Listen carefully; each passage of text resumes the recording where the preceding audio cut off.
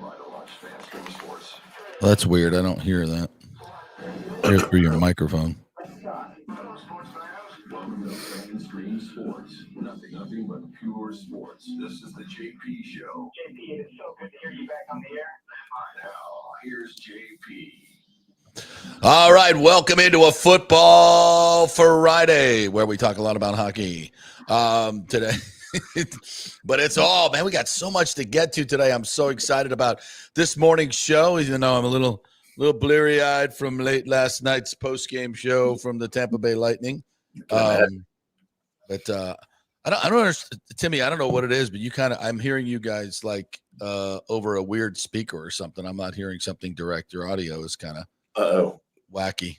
Yeah, like it's coming from your other camera or something. I need to correct you today. This is cool. This is fun. One moment, please. There you go. Let me teach you how to work that thing, Timmy. Go down to your settings. You couldn't tell me that during the pre-show. Oh, I did. Well, you didn't. You sounded fine in the pre-show. Oh, I don't know why. Yeah. Anyway, go down to audio or set. You guys don't know how funny this I've done 3 podcasts this morning here before I joined your show, so I got a lot going on here in the studio. Oh my God! Good morning, everybody. Hope you guys are having a better morning than Timmy. Yeah. He is rocking and rolling. We got lots to do today. This dude, I tell you, this guy works more than I do, which is a lot. How about that? Lots to talk to. I don't even have my TV on right. Yeah, we're all how to work that, JP. Let me show you how to work the TV. Shut up. That's why I have no idea what's coming up there. It's usually a dog show. Anyway, welcome to the JP Peterson Show. Chaos has already ensued this morning, but just be glad you're not in Philadelphia this morning. Just be glad you're not in Philadelphia. Boy, howdy. We will revel in their misery today, just for fun. As the Eagles absolutely get smoked in Thursday night football. Now I'm pissed we lost to them. Now I'm like, how do we lose to those bums? Yeah. The Giants in Scatterboo and Jackson Dart era has, oh my God. What a tandem that's going to be for years to come, you think? And Scatterboo after the game is ripping his shirt off with Fitz Magic on the Prime set. People are going nuts, breaking the internet. Oh my God. And that's, when you have a guy in that Scatterboo, this kid is he's a personality. He's a whack job. That guy is going to be one of the biggest stars in New York. If he stays healthy, that's his marketability is going to be off the charts. The backflips and the whole he off the freaking charts. Him absolutely destroying Zach Bond last night, just absolutely steamrolling him has already broken the internet. That is when New York, Philly, their first divisional win in 9. I don't want to celebrate the Giants here today. We got lots to talk about, but I want to just watch the Philly fans suffer. I want to watch you suffer. Oh, it's great, man. I'm telling you. I said the Phillies are suffering times 3. Yeah, because not only did their Eagles lose on Thursday Night Football to the hated Giants. Like, they don't hate Giants as much as they hate Cowboys, but they hate the Giants, obviously, division rival.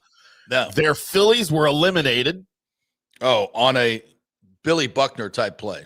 On a Bill Buckner type play, and then their Philadelphia Flyers lost in their opening season game. Sorry, Tampa Bay. Y'all kind of know what that feels like as well. But shut up. It's better when the Eagles are suffering and Nick Sirianni clearly crying. And look, I tuned into some 94 WIP radio this morning. And here's the pulse, just to make it sweeter for the fans who hate the Eagles, right? Who hate Philadelphia. Yes. So, they just won the Super Bowl last year.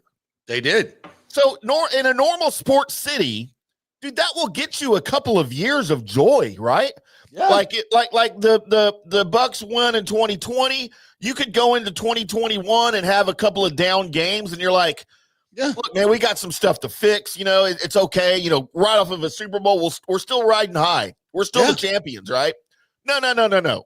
In Philadelphia, they're ready to fire Nick Sirianni. They're ready to trade Jalen Hurts, and they are crying now about the ref. They're even crying about the refs, which I didn't see any controversy in the game last night. Oh, you mean the refs who allowed them to routinely false start on the tush push? Four I mean, that straight was a tush disaster. pushes, by the way. Yeah, that's ugly. How do you think How do you think AJ Brown feels about that?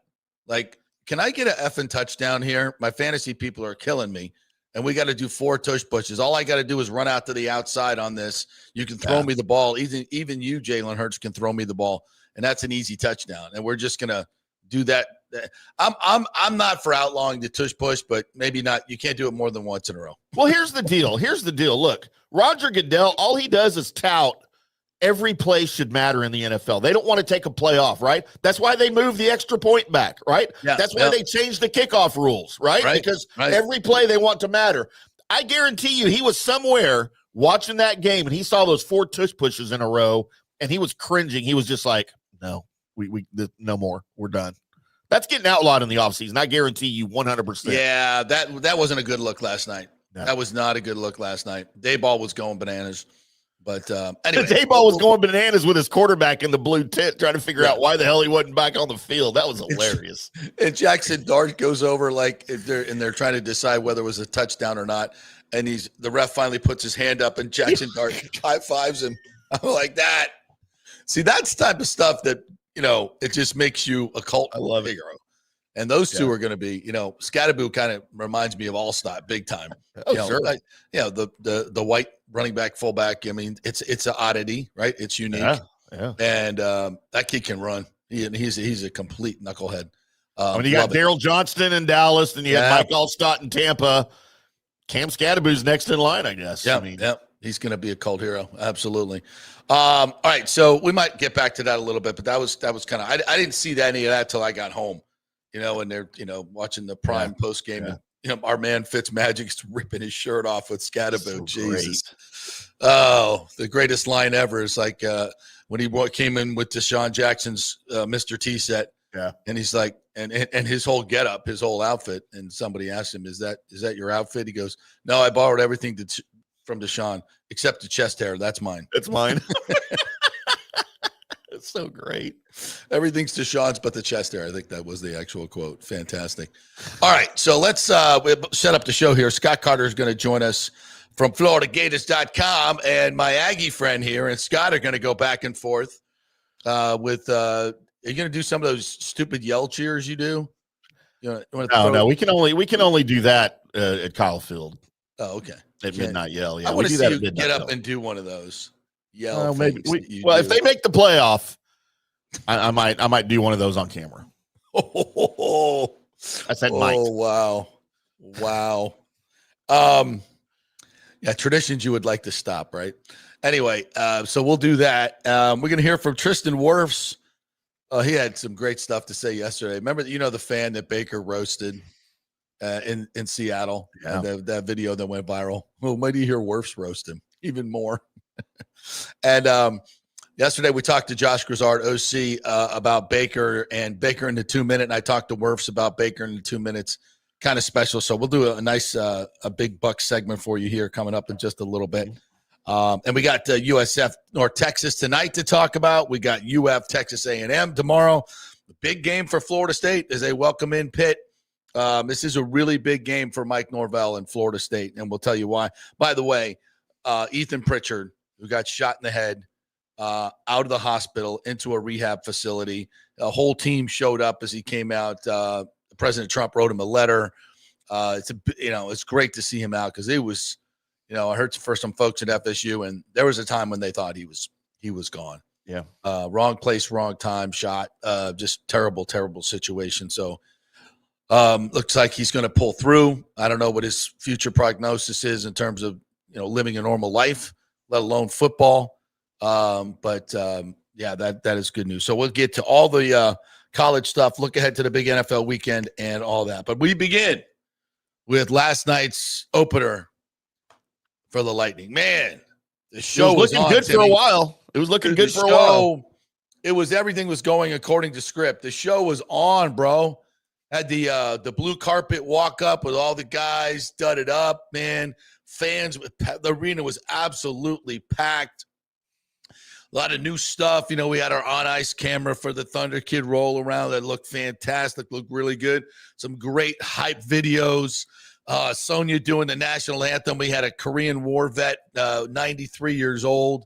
It just inspired. That the anthem they do there, it's so inspiring. All the way we handled the whole thing. Everything was. I didn't even screw up on my pregame show. That was amazing. You say welcome to the bench, even though the prompter went down. Oh no. Yeah. Well, I did. They did put in the prompter. We're like, we're not going to do the interview. Okay, we're going to do the interview. All right. Yeah, I put it back in the prompter. So they put it in the prompter, and they told me the interview was with Ryan McDonough. But then in the prompter, it said Victor Hedman. And I'm like, which one am I going to go with? Oh, no. Well, they put it in the prompter. So if I read what's on the prompter, it's not my fault. All right, Ron Burgundy. So I read the prompter, F you, San Diego. And it was Ryan McDonough, and I said Victor Hedman. But anyway, we had some fun with that. So everything was cooking. Everything was cooking. And we come out, and we're, boom, we 2-0 power play goal, sniper shot by Braden Point, gets sold to Bjorkstrand on the power play. How's the power play going to look? Power play looks great. Then they snipe one in, so it's 2-1, but that's okay. We come back with another power play, and Nikita Kucherov with a wicked wrista at beats Omar. And the place it's 3-1. The place is going bananas, and it's 3-1, but it feels like 6-1. It feels like 6-1. I mean, it's just been an onslaught by the Lightning. Ottawa doesn't know where the hell they are, and it's just like, oh, the party is on. The party is on. The new arena. There's a lot of new food stations. We had new vendors. The arena looked fantastic. We had the new TV set outside with Paul Kennedy and Pat Maroon and Braden Coburn. Then they come inside to the new set. I mean, it's just everything was cooking. We were cooking. Then the second period came. I think we went 10 minutes without a shot at one point. We got outshot, 23-11 in the final two periods. But, the game is still tied with 2 minutes to go. So, actually, earlier in the third period, they tied it up. They tied it up in the second. And then in the third period, we get a power play. And I'm like, okay, here we go. Here we go. Power play's looking good, looking sweet. We got a new power play. I like they're moving the puck. And then they start playing with their food on the power play. It's like, pass here, pass. I'm like, oh, shot. No. Oh, shot. Oh, shot. No. I mean, there was 3 or 4, 5, 6 openings for shots. And we keep playing with our meatballs on the plate. I'm like, what are we doing? This is what we did last year. This looks like, when we got it in the zone against the Panthers, we play with our food. Shoot the friggin' puck. And when Kucherov scored, he maneuvered to the middle of the ice, and everybody's looking for him to pass because that's what he always does. And what did he do? That wicked wrister shot that he has. And it's like, come on, shoot the puck, Cooch, especially on the power play.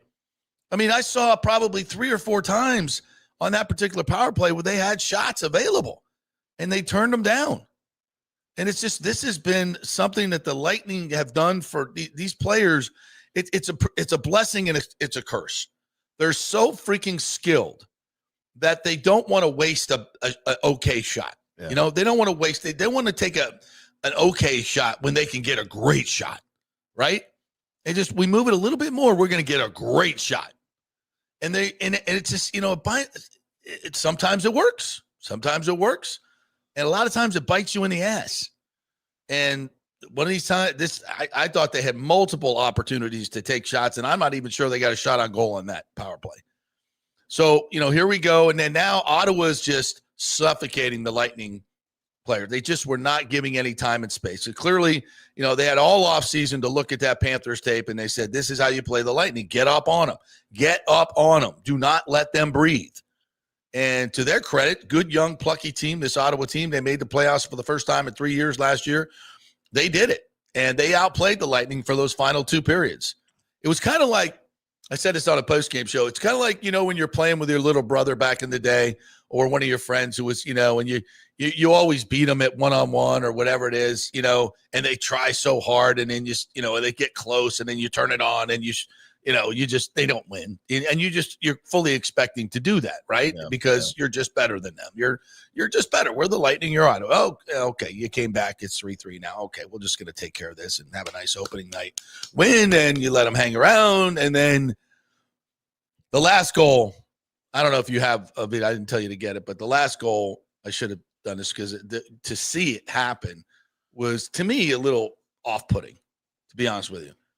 Sanderson comes down the wing, their defenseman, who's certainly not skating like Wayne Gretzky, he's coming down the wing, and he just bowls his way to the front of the net. Are you talking about the empty net or the Pinto goal? No, the Pinto goal that made it 4-3, which I would call go-ahead goal. Yeah. And he just bullies his way to the net, which, okay, that's going to happen. But then when he gets to the net, Pinto's there. Like, where are the other Lightning players? It's not like they were, there was just this incredible Connor McDavid rush down the ice and he beat 5 people and nobody's left but the goalie. It's like Sanderson, bullying his way as slow as can be to the front of the net. Bassey makes the save, and there's a juicy rebound because and there's Pinto right there. And I'm like, should we not be defending our net in a 3-3 game with 2 minutes left with a little bit more urgency and vigor than that? You want to see it? It just seemed like a really softy in terms of. They'll probably show a replay here. Okay, good. Yeah. On Radish, -2. If you have 3 points and you're a -2 on the night, play some freaking defense. Yeah, that's not good. It's look at this. I mean, it's a 2-2 game on the season opener, or 3-3. I mean, am I wrong there? I'm not the best hockey analyst in the world, so sometimes I question mine. No, and I wrote a little post game on the Lightning last night, JP. I don't know if you noticed it over at fanstreamsports.com. I did. I reposted. And I said the defensive breakdown was the reason for the loss, as far as what I could see. And I didn't even get to watch a lot of the game. I just had to go 100%. But it's game 1, and there's no excuses for that because you have 7-8 games in the preseason. You're supposed to get all of that in training camp. Well, most of our guys didn't play in the preseason, right? And that's now you're getting into regulars. NFL stuff now, right? Because your starters and your big guys aren't playing in the preseason now, so now you got to play a little bit of catch up and defense in hockey. A lot of it is chemistry, man. A lot of it is timing and reading what your teammates are doing. Everybody's got their assignments, but in a breakdown like that, everybody sort of has to come together. And early in the season, it just doesn't happen yet. Yeah. I mean, we're not freaking. It's one game. It's no big deal. It's season opener. The Senators are going to be good this year. They're going to be a good team. And listen, Devin Garnett kind of said it right here. It's the thing that we don't want to talk about. The Lightning lists look old and slow. Oh, that's not a good sign. That's not a good sign at all. You talking about us, Devin, or are you talking about the Lightning? Come on. It probably applies both ways. I'm not going to lie. We bring the energy, baby. We bring the energy. Every morning we bring it.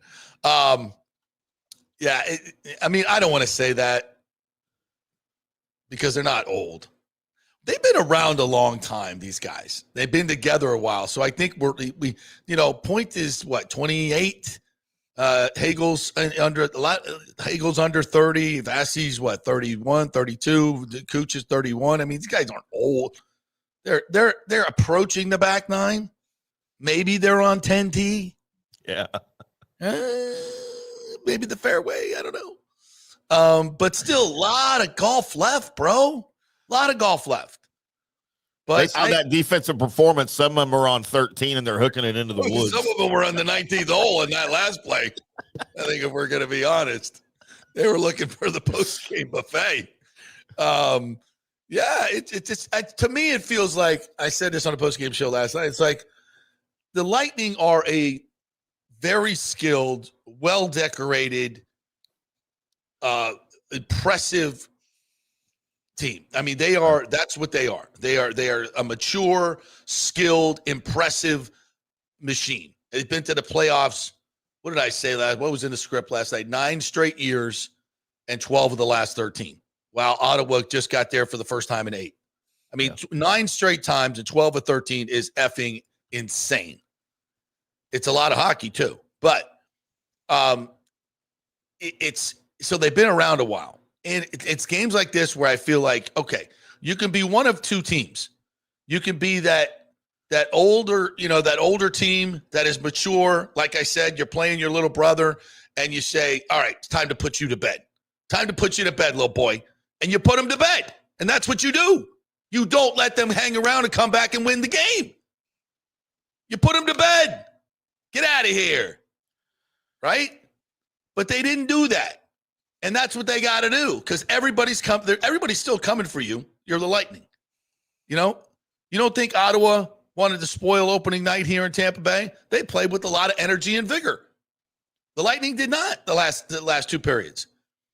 And sometimes you feel like you're that team. You can just outskill them. I'm just going to drop back and hit a few threes on them and then get them the hell out of here. Yeah. You know? And sometimes you miss those threes. And they come back and they hang around. They're just making those layups, right? Because you don't want to play any defense. And you just, and that's what happened last night.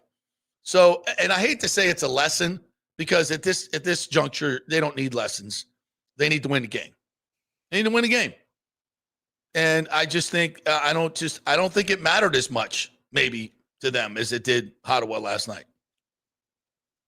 And maybe and I don't know, for me, human nature is what it is, right? If I'm a Lightning player, in the back of my mind, I'm like, okay, the only thing that matters is the playoffs.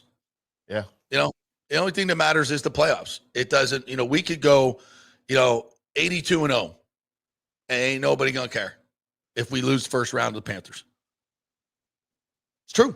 100%. 100% true. Problem is, you got to get there. And season opener, the playoffs are not at stake. So these guys are used to playing for high stakes, really high stakes. This probably felt a lot like a preseason game to them last night, but not to Ottawa. Not to Ottawa. That's a young up-and-coming team that meant a lot more to them than it meant to the Lightning. And that showed in the second and third period. First period, Lightning were running on the energy of the fans. And they admitted that. They said fans are awesome. After the game, Braden Point to all of them said that. Cooper said that. Our fans are awesome. We on the energy. Okay, we did our part. Now it's your part. Go win the freaking game. And they didn't do it. So I don't want to say a lesson as much as maybe a reminder. Maybe a reminder. On a positive note, I saw good things from Bjorkstrand, I thought. Yeah, really good. I think you saw some flashes of what you can expect from him this year. Him and Gensel seem to be getting forming a little bit of chemistry here after really nice injury last year. That was good to see. But he was a -2, scoring 2 points as well. Not busting up your positivity. No, but again, defensive deficiencies aside. Yeah. So no, to your point, there were a lot. And how about our boy, Curtis Douglas? 9 seconds into his NHL career, he's dropping the gloves with McDermott, which was interesting because McDermott probably wanted to prove, because he's new over there in Ottawa. So these two guys are like, I'm the new guy, you're the new guy. We're here to fight, right? So let's fight.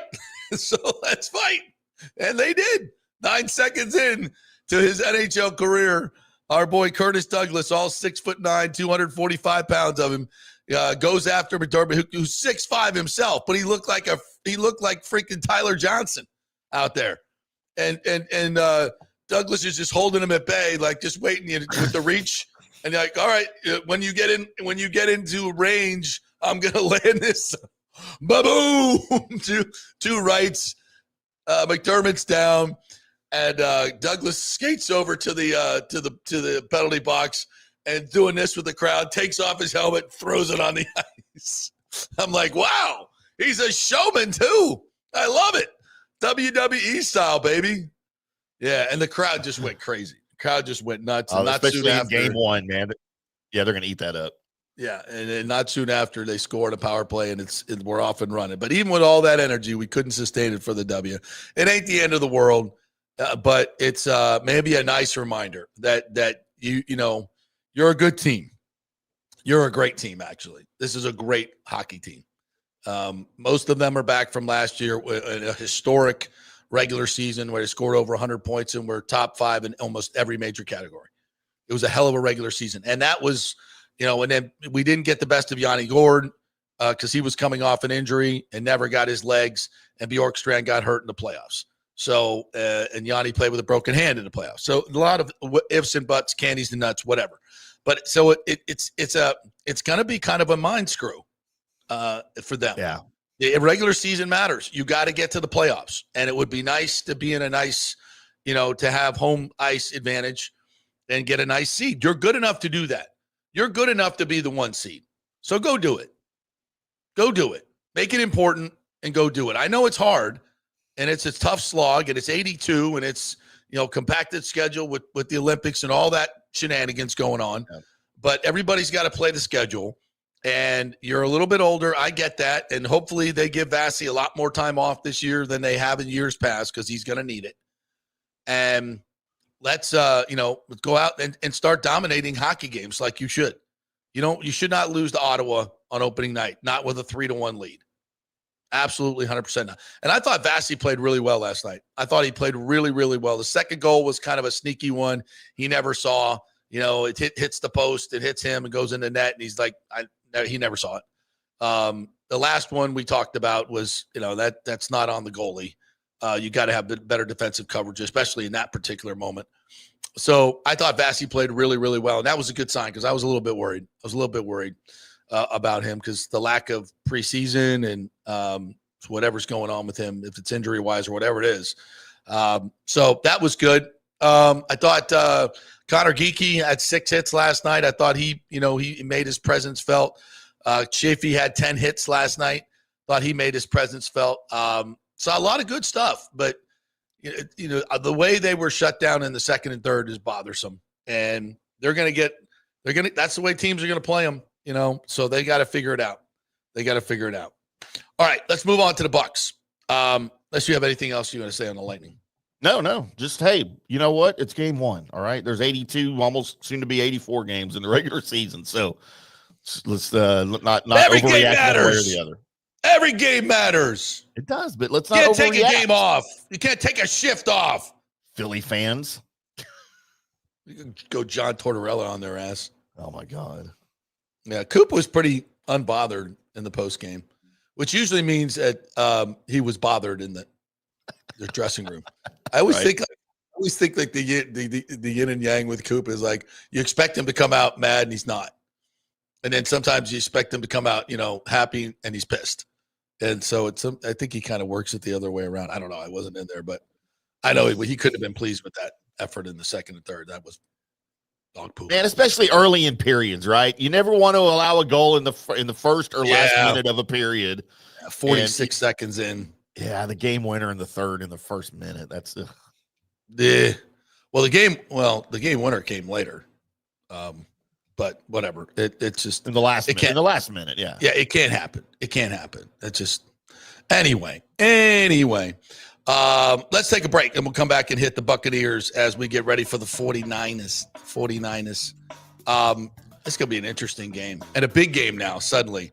Last night's game put a little different shade on the NFC, and we're going to talk about that. Yep. Boy, the Bucs got an opportunity. Hey, we're brought to you by the Jeeves Law Group, JEEVES lawgroup.com. They are local, trusted, and they get results, folks. If you're in an accident, you got to call the Jeeves Law Group. They've been around for over 30 years here locally. They know the local legal landscape, and that matters, folks. Don't be just a number to some big firm. It's the Jeeves Law Group. Call Scotty Jeeves over there, my good buddy, and he will represent you vigorously. JeevesLawGroup.com. And the great folks at Genesis of Tampa. They had a great weekend last weekend. Their grand opening had a bunch of USF players out there to sign autographs. A little NIL contribution. Yeah, we like that. So supporting our local teams is Genesis of Tampa. Mike Murphy, new owner of the Rays, one of the general partners there, and an overall tremendous dude. It's a family company. We love local family companies, don't we? We absolutely celebrate that, and this is a great one. Genesis of Tampa, owned by the Murphy Auto Group, where we do our show each and every day from Kingmakers here. So going over to Genesis of Tampa, great folks over there. Tell them JP sent you. and get you a great car. They're, by the way, fantastic cars at unbelievable value. Back in 3, talking Bucs. Experience the art of driving at Genesis of Tampa, where luxury meets innovation and every detail is crafted for you. From the bold G70 to the refined GV80, Genesis delivers power, elegance, and technology years ahead of its time. Book service online, and our Genesis Experience advisors will pick you up and drop off your vehicle. If available, you can enjoy a courtesy car while yours gets a complimentary interior vacuum plus a generous offer for your trade. Every new Genesis comes with the Miracle Advantage Plan, 10 years or 250,000 miles of powertrain warranty and 4 years of complimentary maintenance. Visit us at 801 East Bears Avenue or online at genesisoftampa.com. Genesis of Tampa, luxury redefined. Italiano Insurance would like to congratulate the Bucs on their 50th anniversary season. And you know what? We've been here for every season and then some, over 60 years in business. We've seen some smart coaches with great game plans, but if you don't have flood insurance or business insurance, that's a terrible game plan. That could ruin you financially. You don't want to take that L. So call 813-877-7799 and let their friendly agents quarterback your insurance and save you big money. Italiano also sponsors our FSU report every week, so go Noles. 813-877-7799 or go to italianoinsurance.com. JP here for Riveters, our new official sports bar and grill of the JP Peterson Show. And just like our show, no BS, no corporate chain feel, just amazing, authentic folks serving great comfort food in a casual atmosphere at unheard of prices. Riveters is located just south of Raymond James and Steinbrenner Field on Dale Mabry, walking distance to the park, so free parking, great place for pregame and postgame. Let's talk about fresh food. Nothing is frozen. Burgers, wings, prime rib, roasted fresh daily, never frozen. That makes a huge difference. The mahi, the salmon, also super fresh. All our sauces are original recipes made in-house. Our Warhawk chili and fully loaded potato soup is made fresh in-house. It's the best food anywhere, served by people who actually care. Riveters on Dale Mabry, just north of 275, just south of where the Bucs and Rays play. We'll see you there. Are you looking to renovate your home, rebuild after the hurricanes, or build your dream home from scratch? Well, let me tell you about my friend Jason Fawcett and On-Site Construction. They have over 1,450 satisfied clients, 25 years of experience, over 500 designs, and a talented team of over 40 construction professionals. They believe building something exceptional begins by truly focusing on all the details, even the smallest ones. We understand that construction can be a daunting process, and we're here to make it as smooth and stress-free as possible. Quality is non-negotiable at On-Site Construction. We use the finest materials, employ the most skilled tradespeople, and adhere to the highest industry standards to deliver a product we're proud of and that you're going to love. Our project management is meticulous with a focus on completing projects on time and on budget. Your happiness is our primary driver. So give us a call at 813-579-5789 or check out our incredible website at onsiteconstructionfl.com. Are you having legal issues with a business partner or other legal business issues? The attorneys at Walters, Levine, and DeGrave can help. Call 800-616-0384 for a free consultation. At Walters, Levine, and DeGrave, we've redefined what a law firm can be with top-tier attorneys, personal service, and 26 years of success. From business law to civil litigation, we deliver smart, client-focused solutions. Walters, Levine, and DeGrave recently won a $6.4 million jury verdict from a large real estate developer, and they can win for you too. Walters, Levine, and DeGrave. Let's solve it together. Not attorney spokesman. For a free consultation, call 800-616-0384 or go to walterslevine.com. Offices Tampa, Sarasota. Let's go. Right now. Back to the show on FanStream Sports. All right, welcome back to the JP Peterson Show here on this Football Friday. We'll get to the Bucs here. And speaking of the Bucs, Walters, Levine, DeGrave there. Stu Levine, many of you know and love Stuart as a great attorney here locally. And if you have any issues at your employer, as you just heard the ad, he's your guy. Trust me on that. If he brings the passion to your case that he brings to Bucs football, and I mean passion, and he will, by the way, this dude will text me like 2 plays in, like, we're done. We're done. It's fantastic. Like a Philly fan. Yeah, it's amazing, and I'm like, calm down. We're 2 plays in. We got a long way to go, but you love the passion. You love the passion, whether it's defending you or supporting the Bucs. He is amazing. So, Walter's Levine in the grave. Check him out if you have any issues with your employer or business partner. They'll take care of you. All right, let's talk some Bucs, shall we? As as we look at the injury report for both teams. And listen, it's a contact sport, but Timmy, I think you've been covering this league as long as I have, and right now I've never seen it worse. And a couple things: bigger, faster, stronger. A bunch of teams, not just the Bucs. I mean, it's across the board. It's league-wide. It's league-wide. That's why I'm saying it's just because we've had conversations, or I've seen conversations on Twitter. What's wrong with the Bucs conditioning and strength coaches, with their injuries? We'll talk about Goedeke here in a minute. The medical staff and blah, blah, blah, blah, blah. And I get the frustration. I really, really do. But, it's not like injuries are black and white things. They're very gray area type things. And the problem with being an analyst, I can see the football field and I can go back and watch the All-22 and see what guys are doing. I have my information. I have my data. And I can make an informed opinion of what's going on with this football team, right? Can't do that with injuries. You can't do that with injuries. We have no data. And compared to what the doctors are working with, we got about 1% of the data.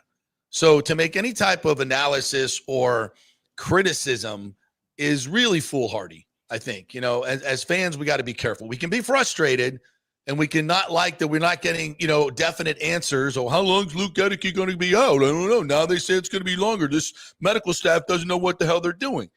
I get it. I get the frustration. But these are not black and white, okay, patella tendon, this will be 17 days, and then he'll be – everybody's different. Every injury's different. Sometimes you have setbacks. It's a very, it's not an exact science, these injury things. So Goedeke, it looks like it's going to be longer than thought. And I haven't heard anybody actually classify this injury of anything more than a foot injury, but it feels more like a high ankle sprain to me. But it doesn't matter what it is, frankly. We know this. He's not ready. And apparently he's not going to be ready anytime soon. We thought it would be 4 games, so they put him on the 4-game IR, and that's what you hope, but it's taking longer. And now there's a thought that did he come back and play too soon? Again, we don't have all the data. But that criticism might be warranted.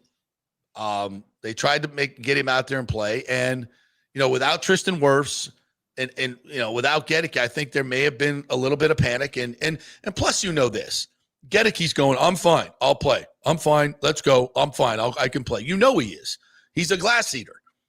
And sometimes you got to protect these guys from themselves. The problem is the most important feedback a doctor or a coach can get is from the player. And if the player's not being honest and he's trying to be, a hero, which is admirable, right? We want guys to try to push through injuries. Sometimes it doesn't go as you think, and it didn't go well. He probably re-injured it. So I have a real hard time criticizing people in the medical world just because we don't have data. And unless we have some, if we find out something, and there have been times in my career when I've found out certain things about injuries from, other sources, and the criticism was warranted, I think. But in most cases, we just don't know. So we just kind of got to trust them. And I think for the most part, the Bucs have done a really good job. It's frustrating because guys get injured. And yes, Mike Evans has a chronic hamstring problem. He's had it since I think he severely injured it in college. Yeah, if I'm not mistaken. Yeah. So these things, and when you're a guy who plays in the heat and is constantly running 100-yard sprints all through a game, guess what? Hamstrings ain't gonna go. You got to manage it as best you can. Now, last year I thought, when he pulls up early in the game with a hamstring injury, and then you put him back in the game and he's, running go routes, I didn't think that was the smartest thing in the world. I think that's when you have a guy who's chronically injured in hamstring and he tweaks it during the game. I don't think, and he's Mike Evans, you probably, in the 5th game of the season, you probably shouldn't be putting him back out there. I think that criticism is warranted. Playing Godwin late into a game that you can't win, and he gets severely injured. I think that's warranted criticism. But some of these other things, like Tristan Wirfs, why did we wait so long? Because Tristan was trying to avoid surgery, and he got to the point where it just wasn't getting any better, and they got in there and they found out why. That's shit's going to happen. And it's kind of a blessing in disguise because you went 3-1 while he was out, and now he's back and healthy and has fresher legs. So that one kind of worked out. So anyway, away we go with injury. And again, with Goedeke, we don't know how long it's going to be. But you get the feeling it's going to be a while. Like you get the feeling he's not a couple of weeks away. Like this could go on till November, December, right? Like that's just kind of the vibe you get from this. And listen, I'm not going to sit here and say the Bucs are playing, great football at right tackle. Charlie Heck is not playing great. He's not, and they're playing around him. And credit to Josh Grizzard. And I asked him about that yesterday. How hard has it been to coach around these injuries? First time you're ever calling plays, and you don't have an offensive line, which is ridiculous. Very hard to do, and to win games and to win in 2 minutes. You know how hard it is to. With a limited playbook, and they're not going to admit it's limited, but with the way he put it yesterday is you don't want to ask guys to do things that they're not able to do. In other words, we're not going to ask Charlie Heck to block Trey Hendrickson one-on-one.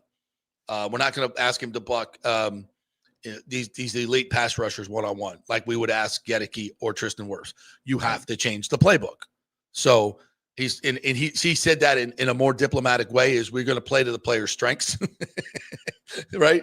We're going to avoid their weaknesses and play to their strengths. So they have been severely limited in this playbook. Not until last week did you see K-Dot actually get downfield, and he made a difference in the game because Wirfs is back now, and they can run some plays where they can help out with the running back on the right side and be able to get Otten down the field. So they've been limited, and I think they've done a tremendous job in being able to do that. But they're still limited with this right side and Charlie Heck, and they will be until they get Goedeke back. And this is what's exciting about this team, to be quite honest. So watching the Eagles get destroyed last night, my first feeling was, wow, we lost to these guys, so that's not good. But my second thought was they're not a dominant team anymore. They're not. Their offense is very predictable. And they seem to be fracturing again, right? Like they did 2 years ago. So I can see that thing just devolving into another, chemistry mess that it was a few years ago. So I'm not even worried about the Eagles at this point. I think they're trending down. Now, I think, the Giants aren't ready. So that's not a team I'm scared of. We play the 49ers this week, who are 4-1, and they're decimated with injuries. And this is a game, quite frankly, the Bucs need to win, and maybe even handily. We don't need to wait for last-second drama in this one. This is a game they should win by 2 scores with all the injuries. And we may see Adrian Martinez. Mac Jones yesterday. Yeah, look at this. This is their injury list. Mac Jones was working out on the side yesterday, and Purdy's not going to play. So Adrian Martinez may make his first start. And I know what you guys are saying. Oh, no, not this again. I was talking with TJ last night. Oh, I'm forgetting the name now. But there was this was back in 2006. He brought some quarterback off the bench, Pat. Oh, TJ, you're going to kill me because we were talking about the guy last night. And he just destroyed the Bucs. It was 2005 when we went out there, when I was earthquake during my live shot. A small one. I'm trying to remember the game. Anyway, so they brought in some scrub third-string quarterback, and they just destroyed the Bucs. Let's hope, Simeon Rice got sent home on a plane. It was a disaster. But this is a game that this Buccaneers defense needs to show up and win. No George Kittle, maybe a third-string quarterback, or maybe a severely injured Mac Jones who can barely play. They've got injuries up and down the board. There are too many to even mention. And we should win this game handily. They got to travel across, all the way across. This is a game that the Bucs should stay, because you got Tristan Wirfs back, and that's a big deal. You're probably going to get Jamel Dean and Izzy back. Zion McCollum, probably not. He did not practice yesterday. Ricky Pearsall, their fine wide receiver, did not practice. He's not playing this week. Juwan Jennings looks like may get him back. But it looks like Bucky's not going to play, but Rashad did a great job. Godwin didn't practice yesterday, enlisted with a fibula injury. That kind of worries me. I ain't going to lie. So I think all in all, this is a good matchup for the Buccaneers. They should, with this particular setup, and if Adrian Martinez plays, go out and dominate defensively, play aggressively. Don't sit back, waiting for him to make a mistake. Go make him make a mistake, and get after him and win this game. And then you look around the league, and boy, does it set up for the Monday Nighter with the Lions? Because now you're kind of saying, okay, it's the Lions and the Bucs right now in the NFC. The Packers have kind of showed their ass a little bit, right? I mean, those would be your top two for sure.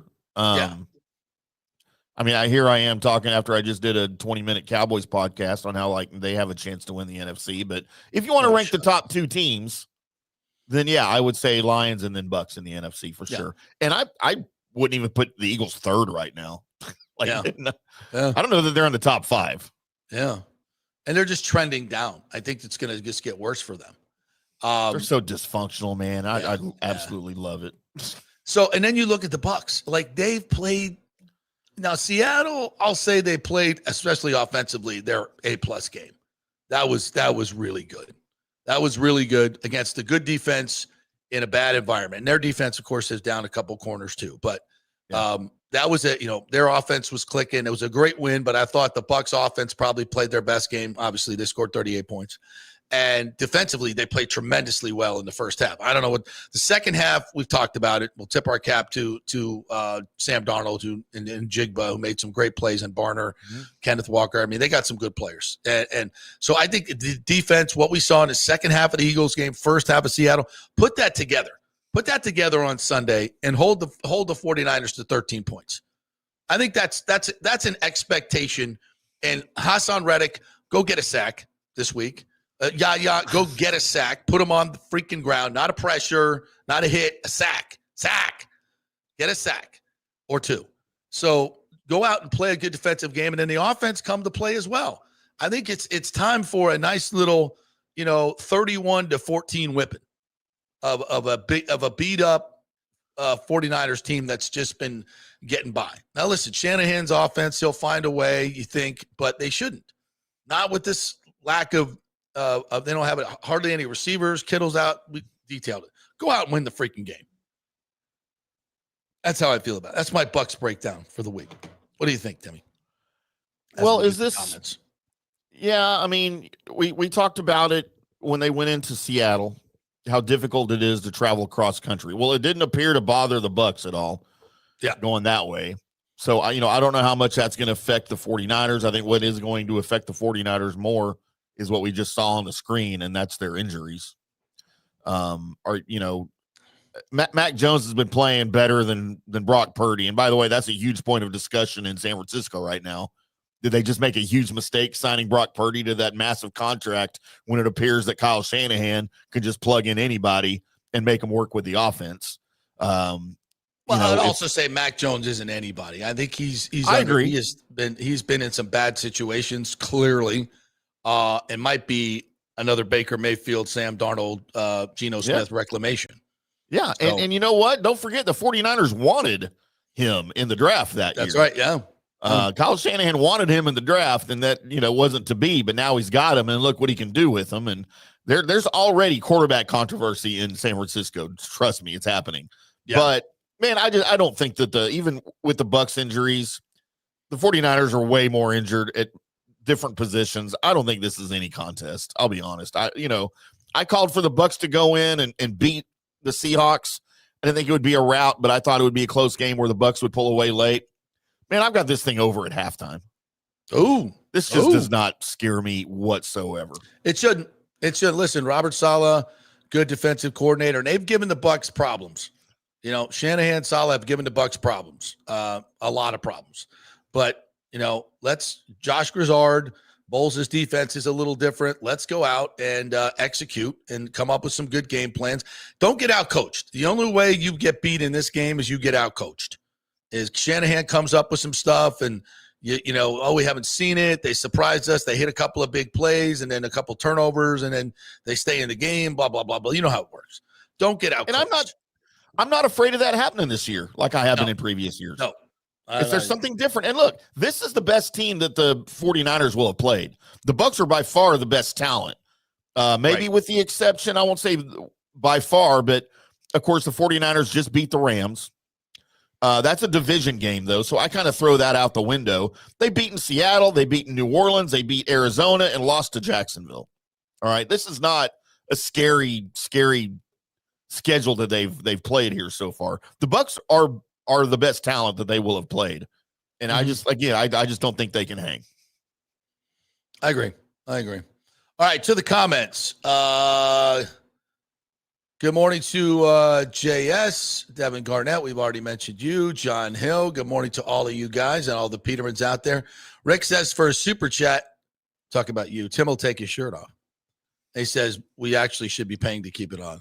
I agree. I mean, I'll do it Look, if you guys don't throw at least $20 of super chat money, the shirt's coming off the last segment of the show.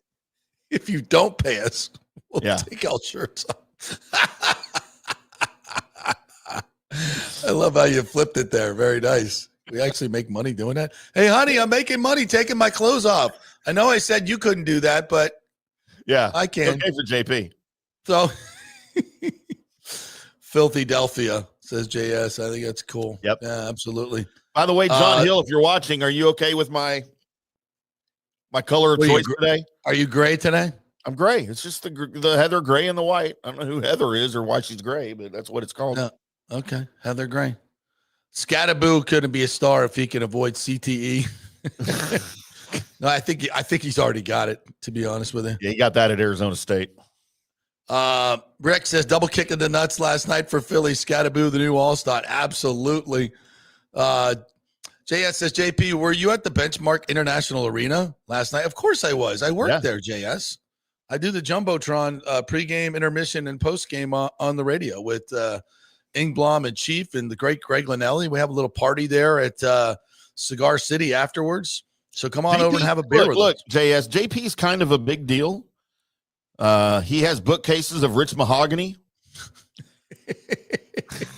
So just watch who you're talking to. That's right. I got like 17 jobs, bro. You should know this. Mr. King, good morning to you. I have not seen you in here, so welcome. Defensive players should be able to push if offenses can push the runner. Yeah. Yeah. When defensive players not allowed to push from behind? Nope. I think they are. Scattaboo cleared a dart from concussion protocol, says more. I think he did. Get out of the tent. Let's go. And did you see what Dart did? Talk about a veteran move coming out of the tent before he went back on the field. He was like stretching out his knee, like he was having a knee issue, and he kind of limped out onto the field, hoping to draw some attention from the defense. Nicely done. Yeah. Learned that from Lane Kiffin. Probably. Cody said, JP, how many fights do you think Eagles fans started last night? Oh man. We said that before the show, man. I feel bad for the wives of Eagles fans last night. Emergency rooms were overrun. Rick says Giants coach was yelling, "Get out of the tent and save my job." Dude, imagine that. You finally have a quarterback and a savior, and he's got like the doctor comes back to you as some little 5'6" worm with glasses on. It says, "I'm sorry, he couldn't count to 3." I guess he's. Well, I thought it was interesting that sorry, coach, Russell Wilson can't come back and play. Like my ass. If he's got a heartbeat, get him in there. Russell Wilson went out for that play while Dart was in the tent, and he missed that throw right across the middle. And dude, as soon as Wilson missed that throw, Dayball went right over the tent. He's like, "Where's my freaking quarterback?" And he got into it with the medical guy on the sideline. Oh, he did. I'm just making a joke. I know. Oh my God. No, he did. He got into it. You could see him. He had his headset off and he's doing this, and the poor medical guy's right there like, dude, I don't know what to tell you, man. He can't play right now. Sorry, coach. We're not gonna clear him to play. My ass. So great. Yeah. I wonder what that comment. They have all these coaches are mic'd up for NFL films. That's not going to clear editing. I don't think. Dude, I don't think we're ever going to hear that on the light of day what that conversation was. It'd be a big bleep. But more to the point of like, okay, coaches aren't supposed to pressure the medical guy about letting players back in. They're not supposed to have any contact with them. The medical guy is supposed to make the decision. That's the protocol. Yeah, it didn't happen last night. Ass. They all went off on somebody. Yeah, not in the NFC East in a divisional game. We haven't won 1 in 9 games. You out of your freaking mind? My job's on the line, and you're telling me my guys can't count to 3? I don't care. More right runner says when they panned to Giants fans after Dart came back into the to replace Russ, the fans were pointing to the heavens. Yeah, they loved him some Dart. Hey, but don't forget the Giants fans also loved Tommy DeVito after a couple of games too. So that's true. Yeah, tamper this excitement a little bit. Yeah. John Hill reminds us Sister Jean Dolores Schmidt of Loyola has died at 106 years old. God bless you, honey. That is correct. She was fantastic. I love the whole Sister Jean thing was outstanding. Yep. Love that. God bless you, honey. Heading home to Jamaica. Had a great run. She had a great run. 106. For a nun, she had a great run. David Terry says, seems like when we get ahead, we get too complacent. Got to keep the foot on the gas. Speaking of the Lightning, absolutely. Absolutely. Rookie move last night, guys. Come on. We're better than that. Yeah, he says no Godwin Sunday looks like it. Yeah, I don't think he's going to play. And that's okay. You know, Tez has stepped up nicely. Wow. Jason Light is on a draft heater like no other. Tez is good to go. Shep's been fantastic. We got him off the freaking couch. Like, look where Jason Light has found these guys. Yeah. You know? Incredible. He just went and got Elijah Simmons off the Arizona practice squad, and he's running over guards in his first start. It's like running through people. Like, what the? Tried to tell y'all Elijah Simmons was good. Yeah. How is he on the practice squad? Because it's Arizona or that Buffalo, big and wherever that it strong was. and a defensive lineman? Yeah. Like, what? I'm like, well, how the hell did we get this guy? How was he not drafted? Was he drafted? Oh, that's crazy to me. I don't know. That's a good question. David also says, news alert, if we play like that against the Devils, we will start out 0-2. Hell yeah, the Devils are kind of like Ottawa. They're a young, plucky team, talented. Yeah, good. I'm glad that's the kind of team that's coming in here. Because if it were the Panthers, the Lightning would show up with their A game for the whole game. But for other teams, they don't do that. And that's concerning. What else? Anything? All right, we'll get to some of these a little bit later. We're going to take a break. When we come back, Scott Carter is going to join us for our Gator Report brought to you by the Jeeves Law Group. We got a big game. Timmy's Aggies hosting Scotty's Gators. Scott Carter going to join us next. We will have the debate. Steel cage match. Hey, we're brought to you by the great folks at Riveters. Great place to watch all the games and the official home of the Tampa Gator Club for watching the game. So if you're going to be a Gator, you're going to watch the game, you got to go to Riveters. And now, you know what? That's a treat for you. Because they got the best food, the best drinks, the best staff. Fresh food, by the way, not this institutional Cisco's pre-made everything. They make everything from hand over there at Riveters. The sauces, the burgers, the prime rib, everything. Riveters Tampa, they care about the food. By the way, the Boda place that they own across the street, the fast Mexican casual, I went there the other day. Unbelievable. Had 3 tacos. They have a 3 for $12 special at lunch. Unbelievable. Go try that too. Back in 3.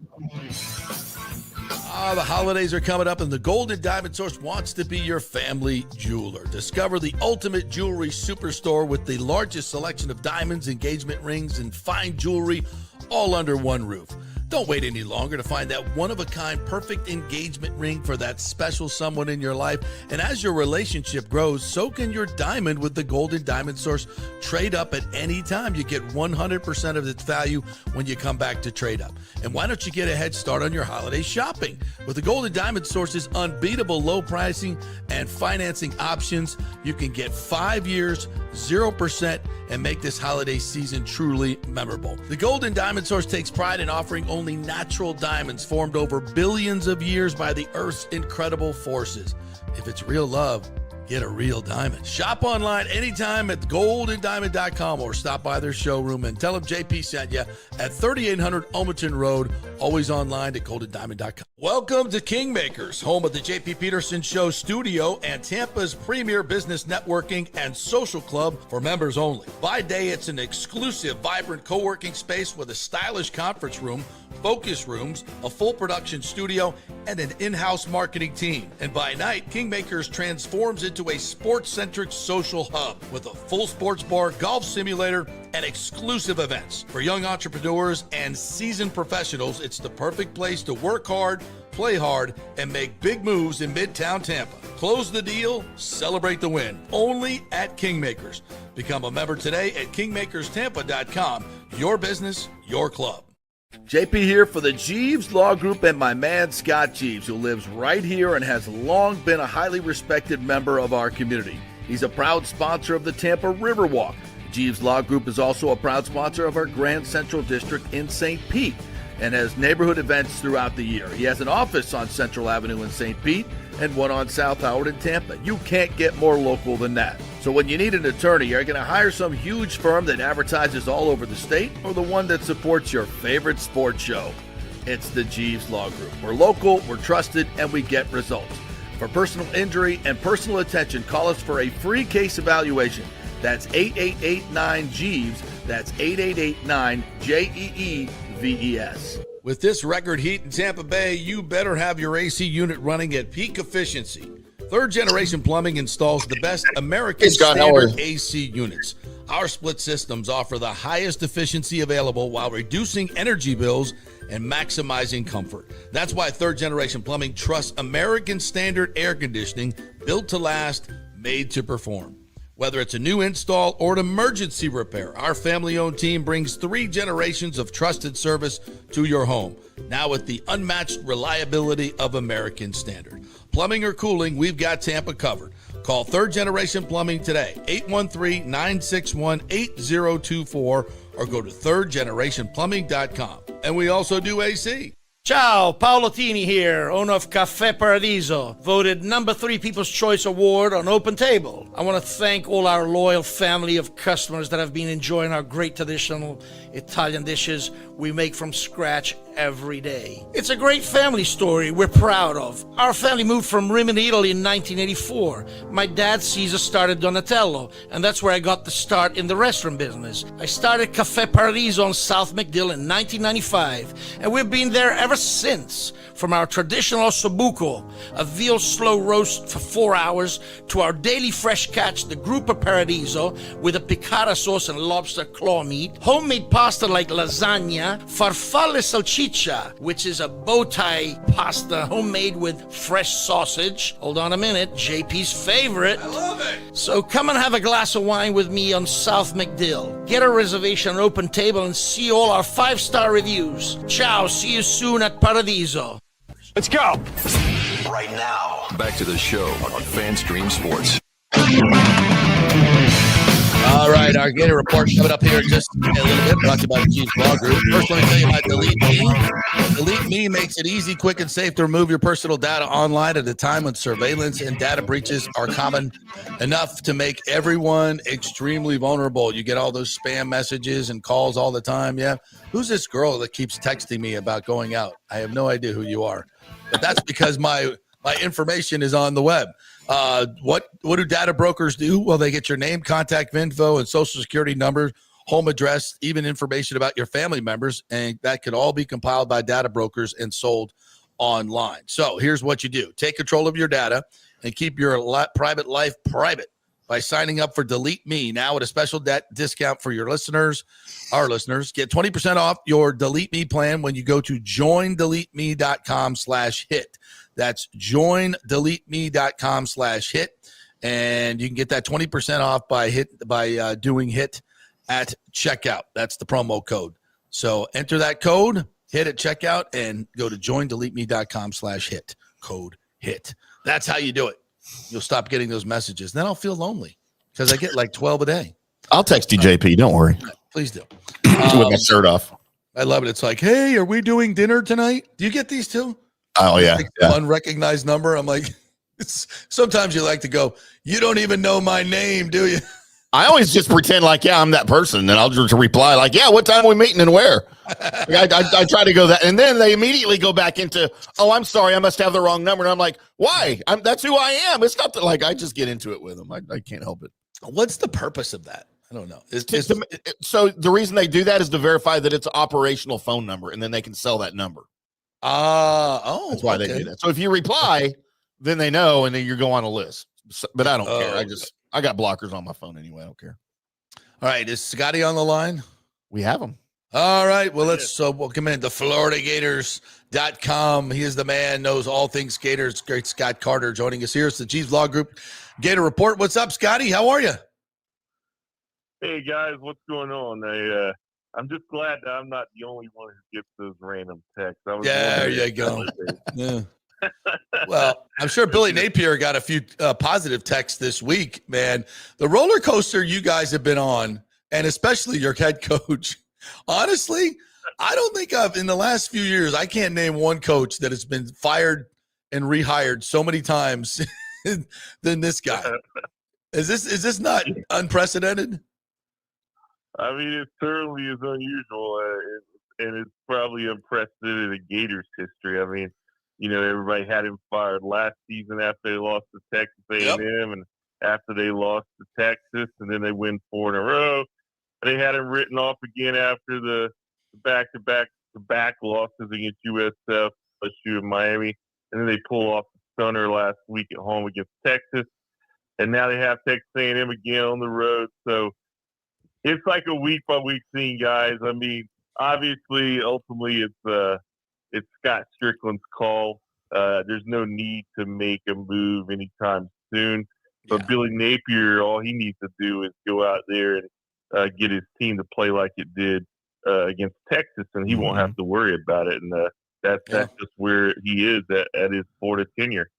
Now, I will tell you this, Scott, as an Aggie and a follower and a media member for the Aggies, I will tell you they're a much different team than what you faced against the Longhorns last week.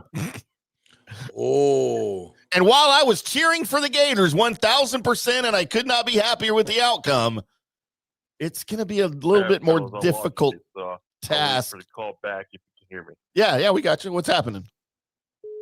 I don't know what happened. I think he lost. I know he said he lost us. I will call him back. All right, cool. I think he just didn't like what I had to say, maybe. No. It's just interesting that the way that team played last week in the swamp, and that's kind of my question. We got you? Are you there? Yeah, I was in mid-sentence there, then I finished and couldn't hear anything, so I don't know what happened there. I'm not sure. We 100%. Heard you. Yeah, we heard 100%.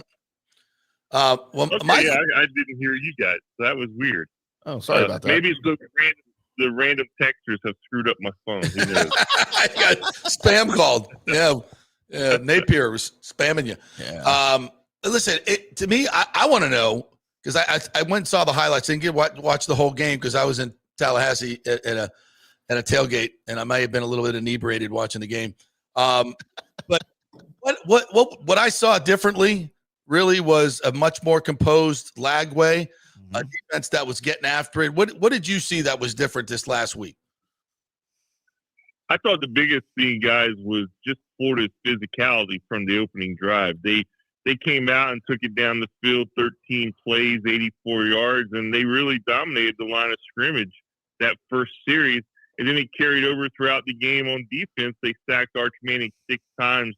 They came into that game with only 3 sacks through the first 4 games. And they had talked about that during the bye week about basically, look, we've got to go back to the drawing board. We're 1-3. We've disappointed a lot of people. We disappointed ourselves. And Napier told them to take a couple of days off after the bye week, but not to escape the noise. Listen to what people are saying. Think about it. Think about what kind of team you want to be. And sometimes those challenges fall on deaf ears, but they appear to wake up the Gators in a way that we hadn't seen so far this season. And I just thought it started, guys, with a more physical approach, and it was by far the most physical game Florida has played this year, and one they certainly could have used, in the previous 3 games. Mm-hmm. All right, so as they head on the road now to Kyle Field, and Timmy's going to be there doing the yell cheers on the sideline. Midnight yell, baby. Midnight, we want to see him go on the road and bring that physicality and bring that composure. Obviously, this is a very, very tough place to play. 100,000 lunatics there. How do you think this will travel this week, this physicality? It usually travels. Yeah, I mean, I think it has to for Florida to have a chance in this one. I think Texas A&M, they've got a couple of decent wins under their belt already. Obviously, beating Notre Dame at Notre Dame was big. I think Marcel Reed's a good young quarterback. Their defense is strong. But I think for Florida, besides physicality, it's going to start with DJ Lagway at quarterback. You know, he had really struggled the previous game against Miami. It just didn't look like himself at all. They only had 141 yards of total offense. Against Texas, after the bye week, he comes out and goes 21 of 28, 298 yards, a couple of touchdowns. He's still not 100% physically. You can tell just when he's rushed from the pocket, he's not moving as well as he'd like to. I think he'll be a little bit better this week. And you can't overemphasize, really, the addition of Dallas Wilson to what they did against Texas. I mean, this is a guy who we all know about the physical gifts, true freshman receiver from Tampa Bay Tech. We saw it in spring game. We saw it early in camp before he got hurt and missed 4 games of foot injury. But the guy just is a dynamic playmaker, had the 2 touchdown catches against Texas. And, you know, if you're talking about the NFL guys, I mean, this is like a mid-season addition for the Gators that you just get. And he added an instant impact. And it just obviously helped out DJ Lagway tremendously. It helped out the other receivers. And it just made this team, I think, a different view offensively than what we've seen through the first 4 games. So, but I do think that Lagway is going to have to outplay Marcel Reed and have some answers against that Texas A&M defense for the Gators to have a shot.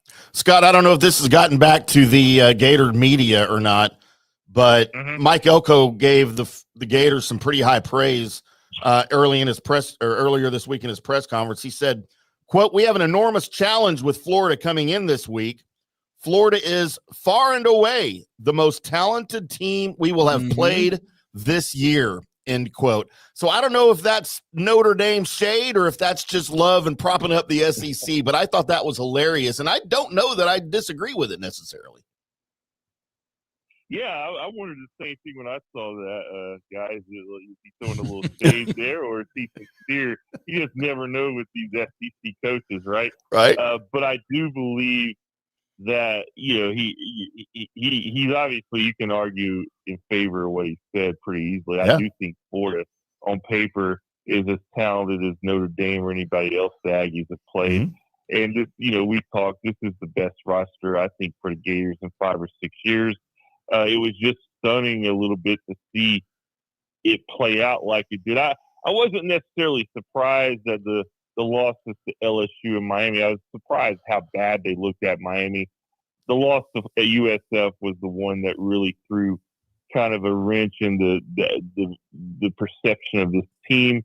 But it's proven that USF's a pretty good team. They're riding high right now. So it's going to be interesting. I do think that Florida has the talent to match up with Texas A&M. I think you could make a case that on paper it's as good of a roster as the Aggies have.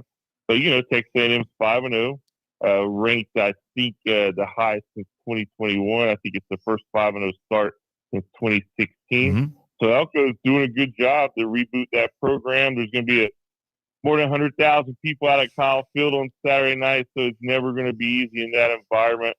But I really think this is a game that Florida can win. I expect a good game, but can they make those plays and stay away from the mistakes that have cost them continuously, away from the swamp against ranked teams? I mean, guys, I was doing my research this week, and this is one of those stats you have to double check a couple of times. But the Gators are 0-13 away from the swamp against ranked teams under Billy Napier. Yep. And along with that is, you know, a lot of it's been self-inflicted. Some of it's just been, you know, playing Georgia 3 times in Jacksonville when Georgia was a lot better. But they need to break through eventually for Billy Napier to hang around and for the Gators to turn this thing around to where, they're in that conversation of the college football playoff like a lot of people expected at the start of the year. I definitely think Lagway is the best quarterback they will have faced this year so far. I think heads and tails above C.J. Carr up at Notre Dame. So clearly that's going to be the focus for this Aggies defense, who has turned a corner this season. The offense has never been necessarily in question down in College Station the past few years, even under the late years of Jimbo there. It's always defensive breakdowns, oddly enough, for an Aggies program that has boasted a great defense throughout the years. But this year, it seems like the offense is finally putting it together. The defense is finally putting it together. And the Aggies are winning the games maybe that they shouldn't sometimes. The Notre Dame game and even the Mississippi State game last week, that's a game that in previous years the Aggies would have found a way to lose. And it's just they've turned a corner under Elko, of course, a defensive guy, and it's tough. It's going to be tough for the rest of the SEC, including the Gators, to keep up. But I think this is their most losable game if they've got one at Kyle Field this year. And of course, they play Texas at DKR after Thanksgiving. But this is the most losable game, I believe, on the rest of the schedule for the Aggies. Yeah, I agree with that. And one thing I've learned, coaching can make such a big difference in these kind of games when, the teams on paper at least look pretty even, both SEC teams, both with the, SEC rosters. And Elko, I give him some credit because he did something that not a lot of coaches can do. He wanted Duke. Yeah. And there's another guy named Steve Spurrier who wanted Duke, and he did pretty well after that.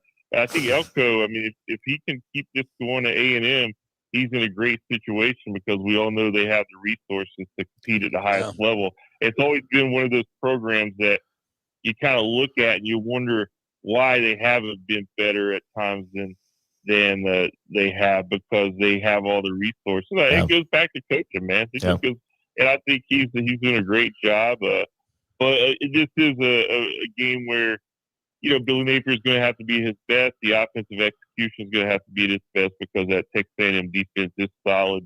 I think they're getting Bryce Anderson back in the secondary this week. I know Scooby Williams, the former Gator linebacker, he was doing well before he got hurt. I think he's questionable.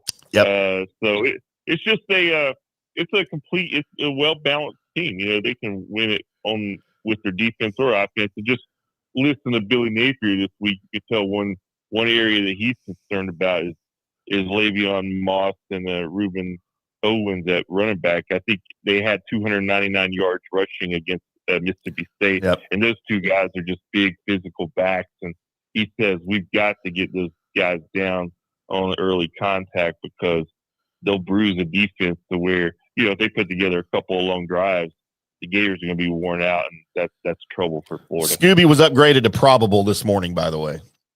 Was he? Okay, he's turning out to be a pretty good pickup for them. They also have TJ Searcy from Florida who transferred last year out there. A couple of defensive assistants, Jay Bateman and Sean Spencer, obviously spent time at Florida. So they know Florida well. Again, and Elko is, he could be the difference maker in this game if it's tied later. It's in question before he's proven he's pushing the right button so far. Yeah, for sure. So if Scooby's probable, what about Shaggy and Daphne? Are they ready to go? Oh, you got. I don't know about one. Shaggy, but I'll be with Daphne. You got that one. Nice, very nice. That's pretty good. You're Scooby-Doo fans.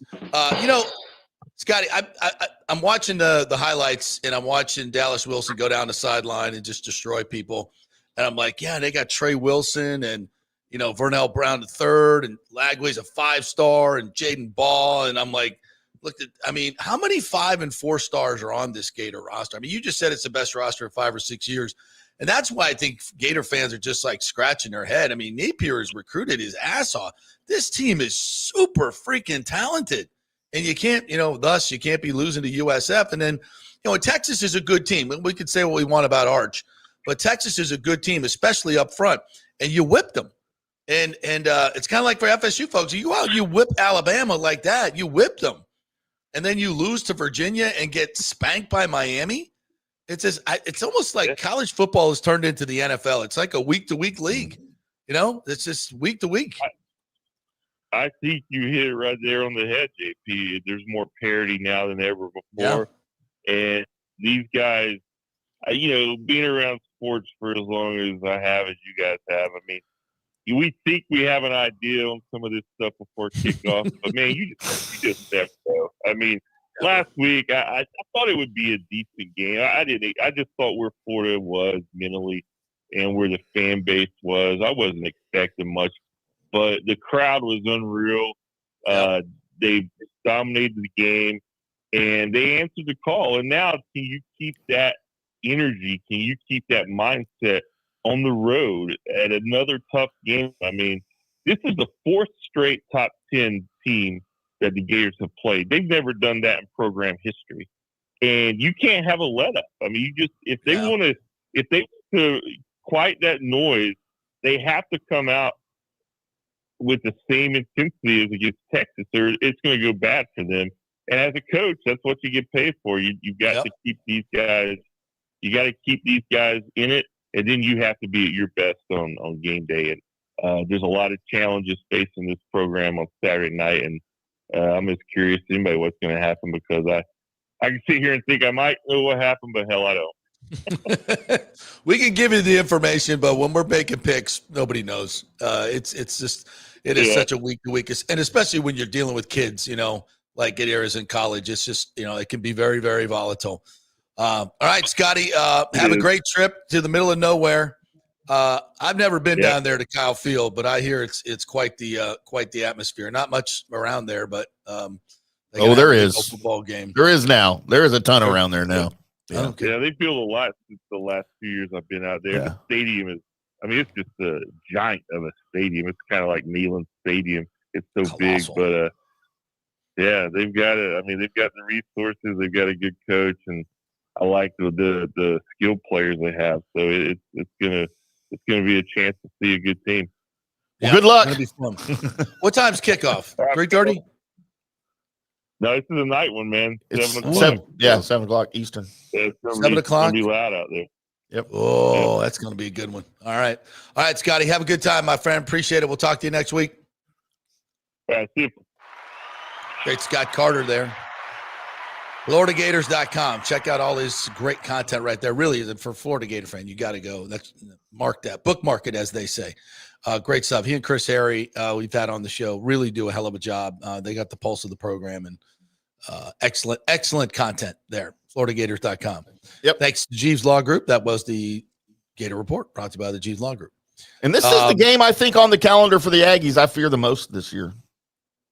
The Gators are loaded. They're just loaded. But, again, the inconsistencies are maddening for a lot. For Florida State, too, as they take on Pitt this week, this is a big game. It's a nooner at Doak Campbell Stadium. Cold front coming in, so it should be nice on kickoff there on Sunday or Saturday. Listen, Norvell, first of all, shows up at the press conference this week with a shiner and doesn't even address it. Like, how do you show up with a black eye and not even say, by the way, guys, got in the middle of a little scuffle at practice, or fell down, hit the corner of the island in the kitchen, slipped on a banana peel, something. Just tell me, lie to me. Or that. Yeah, that's fine too. But just to it's just the elephant in the room. And how does nobody ask about that? Hey, coach, got a little shiner there. How'd you get that? Nobody asked about it either? That's what I'm told. I wasn't there. I didn't watch the whole thing. His press conferences are hard to watch, frankly. They're just really It's like you never really learn anything, and it's a lot of gibberish. It's a lot of coach speak. It's all coach speak. It's a lot of coach speak. Oh, my Lord. This is hard to get through. No, but would you say he has a good relationship with the media? I mean, is he normally pretty responsive to them, or were people afraid to ask? I'll be honest with you. I don't know. I will, but my sense, I don't want to, let me just say this. This is a pretty uninformed opinion. And I'll just preface it with that. I've talked to a few people, but not a lot. And in more of it in kind of a joking way. But, he closed practice this year. There seems to be a little bit of friction between the media and the program right now because of that. And this goes back. A lot of these guys that cover the team, were here when Bobby was here, and Bobby was the most accessible coach in the history of college football. And, I can attest to that working with him for 8 years as closely as I did. And anytime we needed I tell this story all the time. We found out about the Sports Illustrated story that was going to come. This is back when Sports Illustrated broke news. And they, it was coming out on the Monday, the Free Shoes University, that whole Foot Locker thing. We found out about it coming out on Friday night. And so I called Wayne Hogan, who was the SID at the time, and I'm like, hey, we got this story. And, I talked to one of the sources that were there that confirmed it. And I was like, it's the last thing in the world I want to be doing on a Friday night. I'm supposed to be out covering high school football, but can I go, is there any way I can get an interview with Coach? He said, sure. Go on. He'll go over to the house. You know where it is. He'll be expecting you. So I drove from the station, and we get there, and Ann answers the door. Hi, honey, come on in. And we get just you can just set up right there in the living room. And Coach came out. Hey boy. And I was like, Coach, this is the last thing I want to be doing here. He goes, I understand. Yeah. I understand. Yeah. What do you need? What do you need? I mean, he wasn't as glib as he always is, but he answered every question, and it was understanding. Yeah, absolutely. Because I think they weren't even sure what was going to be in the story. They had gotten a little bit of a heads up. I think Sports Illustrated sent them the story and said, do you want to react? Do you have quotes? Blah blah blah. It was a big deal. It's a huge freaking deal, and it was like 2 weeks before the showdown with Notre Dame, and 2 or 3 weeks, and they had Louisville the next week, and had suspended 9 players, I think, for that game. Yeah. And so it was a big deal, but Coach was the most accessible. So now we go to this, and to Mike's defense, it's a different world that we live in. Obviously, it's a very different media world that we live in. And with transfers and whatnot, now teams are canceling spring games because they don't want to show off their good young players, so people will come poach them. I mean, it's just a different time. So I understand how they don't want you to see practice because they got this really good freshman out there who's kicking ass, and you're like, oh, and everybody starts talking about him, but he's not quite ready to play. He doesn't know the playbook. Blah blah blah blah blah. Then teams can come poach him. So I get it. So I think, to answer your question in a very long-winded way, I think there's a little bit of friction there, which would kind of answer the question, why didn't anybody ask him? Because if you got a good back-and-forth relationship with the coach, we're all going to laugh about it. Well, Coach, as he comes in, what's up? And if everybody's like, oh, my God, he's got to walking on eggshells. Yeah, that's not. You want to ask him about it? Or should you ask him? No, you ask him. It's like, I don't know, maybe later in the week somebody asked, you can fill me in, but I don't know. And then I see on Twitter like, oh, wait till you hear the story. How Norvell got a black eye, and I was like, oh my God, now what? But anyway, it's a big game, and they've got to go out and seize control of winning a damn ACC game. They haven't won an ACC. They're 1-9 in their last 10 ACC games. Jesus Christ, or something like that. It's bad. It's really, really bad. So they got to listen. I kind of understand the Virginia loss a little bit. A lot of bad bounces, terrible calls. Virginia played well. Don't want to dismiss them. Their quarterback beat our ass. We didn't have an answer for his runs. I mean, they made plays, and we let them hang around. It should have just destroyed them early on. We had great momentum early on, but made too many mistakes. And you leave it up to the refs, you're going to get screwed. So, and that's what happened. But credit Virginia. You lose on the road on a Friday night game, and then you come back against Miami and play a hell of a first quarter. I mean, I thought you went toe-to-toe with them in the first quarter, but then I thought, FSU sold out for the run and said Carson Beck's going to beat us with his arm with the deep ball, and he did. He did, and they executed a couple of good screens. They got loose with some really highly talented wide receivers. I think we got out-coached a little bit. And then by the fourth quarter, it's 28-3. Bad call on a second or 4th and 8 going for it early on in the game. I think that was a terrible call by Mike. So, listen, I think this Florida State team is a really good team. But you got to go out and prove it on Saturday. Pitt's got a new quarterback. He's young. He's like 18 years old. Go out and smack that little kid in the mouth and say, this is FSU football, and put a beat down on Pitt. That's what you need to do. And then get on a roll through your conference schedule. Then you got Clemson coming up on the road in a couple of weeks, 3 weeks, I think, November. And that's going to be a tougher game, but obviously they're beatable. And go in and win that game. You can win out. Listen, I don't think they're going to the playoff. But if you get on a roll, you go to Clemson and you win, and then you go to the Swamp and win and beat a talented Gator team, you might have an argument. You might be on the cusp there, and I'm sure ESPN will give you the nod. Or not. Maybe not. Yeah. So, yeah, you got to play your way in. You got to get to the ACC championship game, which is going to be very difficult because Virginia is going to have to lose 2 games. I don't necessarily see that happening. So, we'll see. Rick had the comment of the day so far here. Norvell was hanging out with Mark Sanchez. And got beat up by Mark Sanchez, evidently. Yeah, so but it's a big game. It's a really big game because you lose this game, and suddenly the Alabama game means nothing. Now it's like, oh, you caught him early, blah, blah, blah, blah, blah. And it just becomes a fluke. You got to back it up. You got to back it up with something. And, you played okay at Virginia. You have one of the top-ranked offenses because you beat up on 2 weak teams. And now, you came back against Miami. We don't know what that means, really.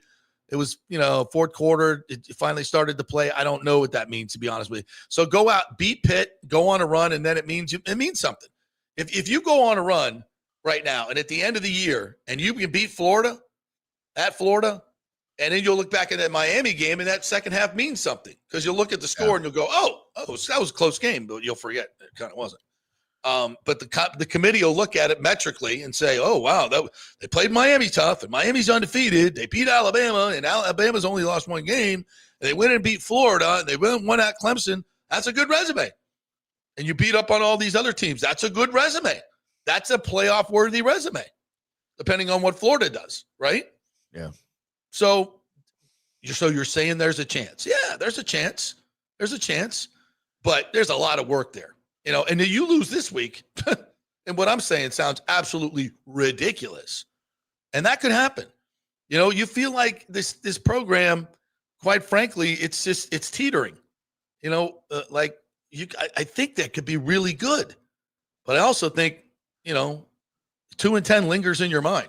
You're like, oh, maybe we're a little bit more of that than we were beating Alabama. So that's why I think this is such a huge pivotal game for FSU. All right, let's take a break. We'll come back on the other side. I want to talk about, we talked about this yesterday, but we'll do it. We'll hit it again. The game Timmy's going to tonight, North Texas against USF. I'm going to check the line in the break and see if it's not all USF up to 3 or 4 by now. Literally a paycheck, the entire $20 paycheck I'm putting on this game. You know nothing about North Texas. I don't care. I know plenty about USF. All right. North Texas. I'm going to laugh when North Texas rolls 34-17. USF fans, are you listening to this? Blasphemy. I'm not predicting it. I just said I would laugh when that happened. You just did.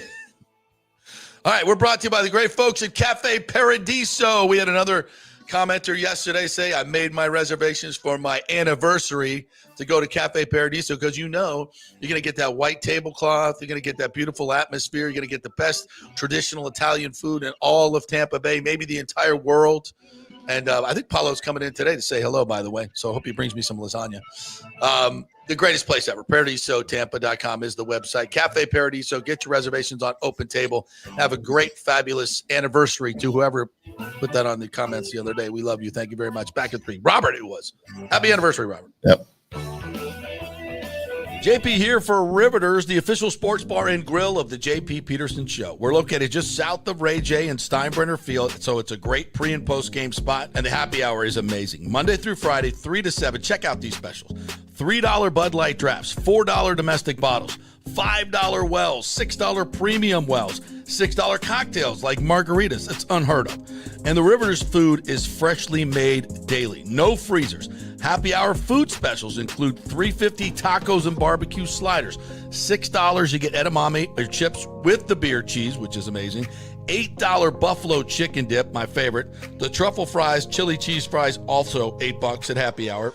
as well as other specials throughout the week, including Taco Tuesdays, you get $3 tacos, and Wing Wednesdays, 7 o'clock to 1 a.m. in the morning, you get our amazing wings, 5 for $5 and $5 wells and wines. That's a good Wednesday night. So if you're tired of the preppy, overpriced, generic sports bars, come see the amazing, friendly bartenders and staff at Riveters, where customer service really matters. Riveters, just south of where the Rays and Bucs play. We'll see you there. Experience the art of driving at Genesis of Tampa, where luxury meets innovation and every detail is crafted for you. From the bold G70 to the refined GV80, Genesis delivers power, elegance, and technology years ahead of its time. Book service online, and our Genesis Experience Advisors will pick you up and drop off your vehicle. If available, you can enjoy a courtesy car while yours gets a complimentary interior vacuum plus a generous offer for your trade. Every new Genesis comes with the Miracle Advantage Plan, 10 years or 250,000 miles of powertrain warranty and 4 years of complimentary maintenance. Visit us at 801 East Bears Avenue or online at genesisoftampa.com. Genesis of Tampa, luxury redefined. Italiano Insurance would like to congratulate the Bucs on their 50th anniversary season. And you know what? We've been here for every season and then some, over 60 years in business. We've seen some smart coaches with great game plans, but if you don't have flood insurance or business insurance, that's a terrible game plan. That could ruin you financially. You don't want to take that L. So call 813-877-7799 and let their friendly agents quarterback your insurance and save you big money. Italiano also sponsors our FSU report every week, so go Noles. 813-877-7799 or go to italianoinsurance.com. JP here for my friend Jason Fawcett, owner of On-Site Construction. They do residential and commercial renovations and new construction. As a leading home builder and general contractor, On-Site Construction prides itself on transforming homes through superior craftsmanship, dedication to client vision, and an unmatched commitment to quality and service. It's about building relationships. We take the time to understand our clients' needs, preferences, and budgets so that we can deliver a personalized experience tailored to their unique vision. From the initial designs to the final touches, we're there every step of the way, ensuring that the end result mirrors your vision. Here are some testimonials from happy customers. G. Gibson says, no hidden costs, very honest, reliable, creative, and communicates well. Reasonable and fair with their pricing, no hidden costs. C. Smith said, did not disappoint. I'm very happy with the work. This company really cares and will take care of it. So if you're just thinking about building or renovating, give us a call and let's see what's possible. 813-579-5789 or check out our website at onsiteconstructionfl.com. Are you having legal issues with a business partner or other legal business issues? The attorneys at Walters, Levine, and DeGrave can help. Call 800-616-0384 for a free consultation. At Walters, Levine, and DeGrave, we've redefined what a law firm can be with top-tier attorneys, personal service, and 26 years of success. From business law to civil litigation, we deliver smart, client-focused solutions. Walters, Levine, and DeGrave recently won a $6.4 million jury verdict from a large real estate developer, and they can win for you too. Walters, Levine, and DeGrave. Let's solve it together. Not attorney spokesman. For a free consultation, call 800-616-0384 or go to walterslevine.com. Offices Tampa, Sarasota. Let's go. Right now. Back to the show on FanStream Sports. All right, welcome back. Got back just in time. Yeah, me too. I got caught in the hallway on the way to the gentleman's room down the hall here. It's somebody wanting to talk Eagles Cowboys, and I'm like, I'm on a break. I gotta go. So they're sitting in our green room in here now, listening to the rest of the show because Waiting for you. No, they didn't want to work. He's like, "Can I listen?" I'm like, "Yeah." I said, "Don't you have to go to work?" He's like, "Nah, I'll do it after lunch." All right. So we have a guest in our green room right now listening to the show. But we're not talking Eagles Cowboys. No. Hell to the no. Oh no, he listens to this show too. Like he knows. Oh, awesome. Our entire building gets this show live. JP, have I not told you that? You did mention that. What's the name of the building? Can we give them some love or something? The Amalfi building. Hello, Amalfi fans. Hello, Yeah. we love you. Thanks for listening. Yes, It's great. Oh, no, sorry, I had to drop a Jackson Dart there. It's all right. These numbers right here. Oh, before we get into the show, I have to remind the good folks about Bay Area Modern Medical Center, BAMMC.com. Talked to Chris Lugo just the other day. Had a little issue with my eyes. My eyes were like, eh. Oh no. So That's what happens when you hit 70. Yeah. So help me out. Call me in a script. Bada bing, bada boom. That's the way it works with concierge medicine. Your doctor is always at your beck and call, even on the weekends, late at nights. You'll have the cell phone. I wouldn't abuse it. Hey, I wanted to ask you about this new supplement, at 2:00 on a Saturday morning. That's a bad idea. But if you have, you need a script and it's an emergency, he'll help you out. So that's how it works. Concierge medicine. Have somebody who is an advocate for your personal health, These insurance companies are all about profit, folks. They really don't give a rat's ass about you. That's why you need somebody to direct your health care, to tell your doctor, this is what I want, this is what I need. And that could be and should be Chris Lugo at Bay Area Modern Medical Center, BAMMC.com. Get a free consultation like Tim did. Did you go to your consultation? We're still setting up a time. We're going to do it today, but he said he asked if we can reschedule to Monday. So yeah, we're talking on Monday. He's really busy. Got a lot of. He's and busy. It's not urgent. Like I don't have anything urgent, so it's not. He'll find time for you. But yeah, it's very popular because people love this. BAMMC.com. Yep. All right. I want to get to this number. I kind of alluded to this, but Michael LaRue takes it to another level. Florida State has lost 9 of its last 10 ACC games. When FSU joined the ACC in 1992, it took them over 13 years to lose 9 conference games. Ouch. They went 101-9 in their first 110 games played. Ouch, baby. That is one of the most astounding stats I've ever seen. Yeah. All right. Does Norvell survive this year? It depends. It very much depends. I mean, you lose the Pitt tomorrow. You lose a couple more ACC games, gets throttled by Florida.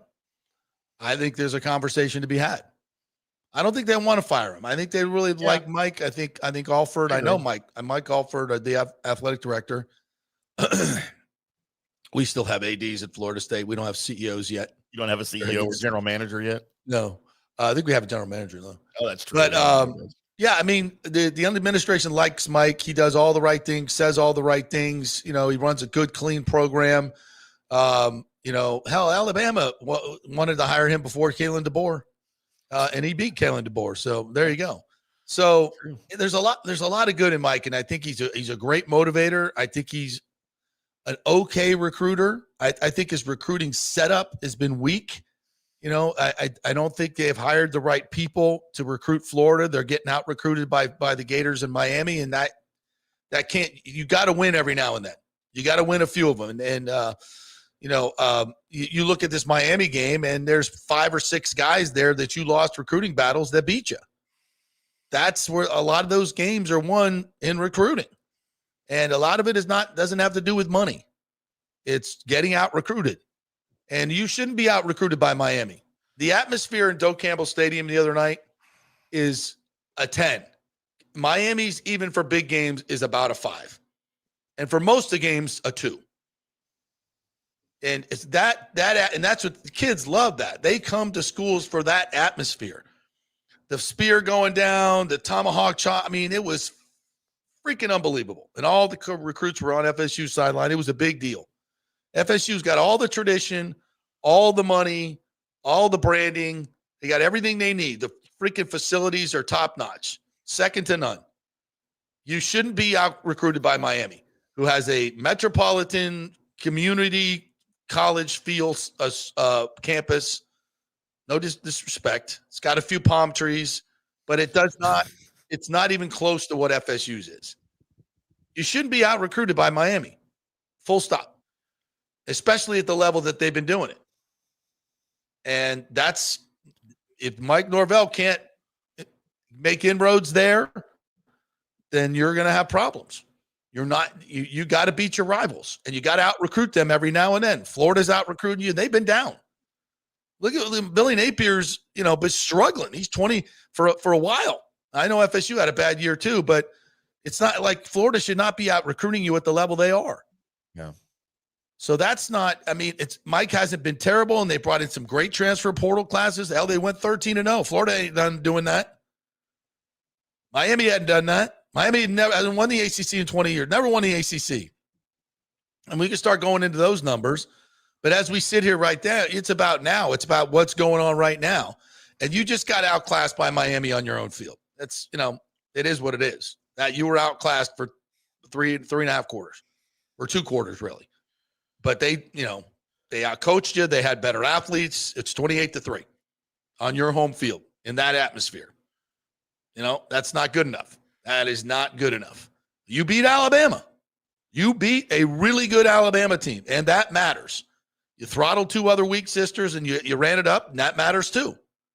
You didn't struggle with them. You let them hang around. You throttled them like you should. Now, okay, so you lost to Miami, and maybe you made it close at the end. Maybe it was something. I don't know. Now go out and handle Pitt. And I think we got Louisville down the line. It's having a pretty good season. Take care of business. So it's a great referendum on Mike Norvell. It's still, the buyout is significant. I think it's still $50 million after this year. That's significant. So, the lower it gets and the more average he is, we'll see. But I think Mike has a chance to turn around. The problem is switching coaches is tough. Tell me who you're going to hire. If Mike Alford has somebody in his back pocket that he thinks is better, then make the move. Yeah. But who would that be, though? I mean, that's exactly. Who was that guy? Oh, we'll go get the Memphis coach. You can't make a change for the sake of making a change. Right. Mike was the up and coming Memphis coach. Who are you going to go get? You want to go get Kirby Smart? Okay. Well, all right. Yeah. Sure. We'll make that change. Short of that, Nick Saban want to come back? Okay. Yeah. Welcome. Those 2 names, who else are you going to get? Jimbo Fisher? Jesus Christ. I hear people talking about this.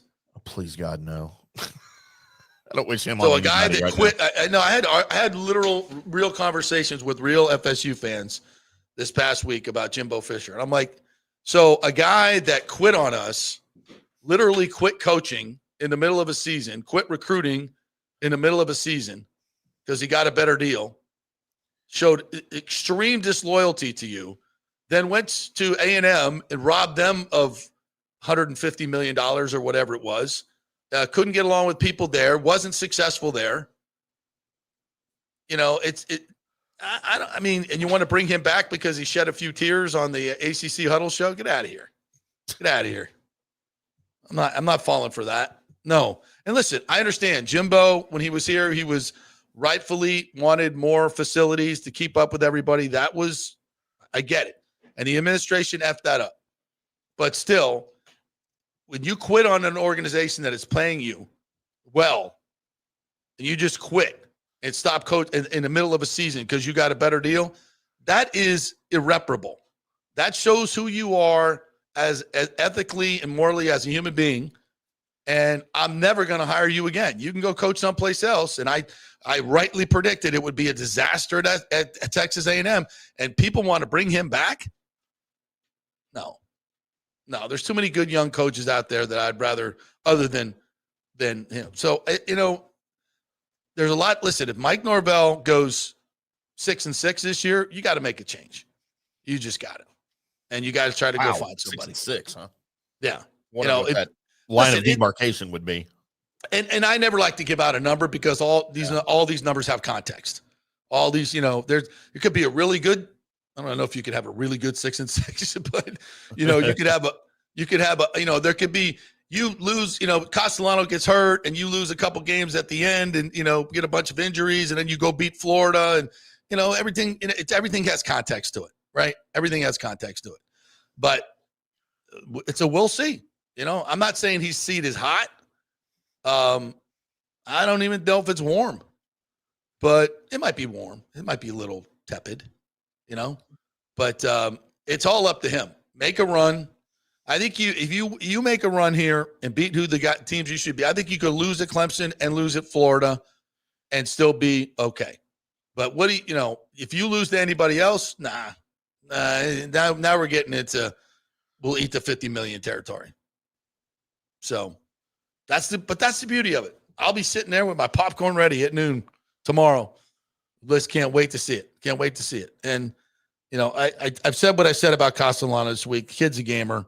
I love him he's got a lot of heart. He's just limited. The offense is limited against really good teams. But against teams like Pitt, you should run for 350 yards and take care of business. So go do it. All right, what else we got to get to here, partner? Lunch. Got Olive Garden calling me again. Oh, my God. How many times do you do that? Twice a week. All right, let's get to the commenters and finish up with them. JP, how do you feel about the Jimbo Fisher availability situation? I think we covered that, did we not? I think so, too. Listen, make a case. Somebody make a case. I'm open. My ears are open. He's transformed. Come on. The tears on the ACC huddle thing. Come on, bro. Did you see that? He got all choked up. He's like, I love it here. I love Florida State University and all the tradition. And like, well, you didn't love it the year you quit on us. Why was he at that game? He works for the ACC now. He's a commentator that does ACC huddle. I guess I've ever seen him on that show.